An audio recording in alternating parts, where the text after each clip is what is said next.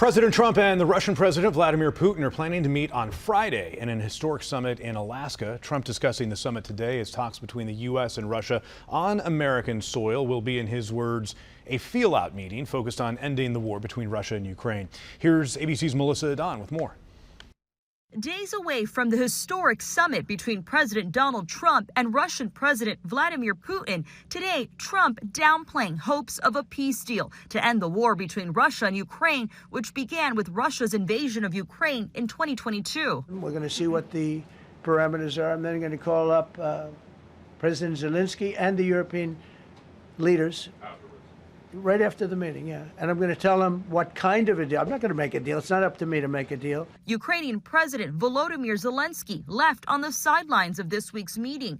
Trump saying the next meeting will include both leaders, but then suggested displeasure with the Ukrainian president. I was a little bothered by the fact that Zelensky was saying, well, I have to get constitutional approval. I mean, he's got approval to go into war and kill everybody, but he needs approval to do a land swap, because there'll be some land swapping going on. President Trump did not elaborate on any specifics about a land swap or concessions Russia will have to make. For weeks, Putin has ignored repeated warnings from Trump to stop the violence.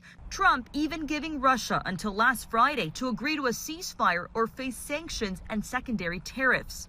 But now he is meeting with Putin instead. President Trump's under the belief that if you're tough on Russia, then you can't negotiate with Russia. You know, this is not the historical experience. Russia believes in being tough to get into negotiations, and the only way we've ever been successful is to be equally tough in those military activities while we negotiate.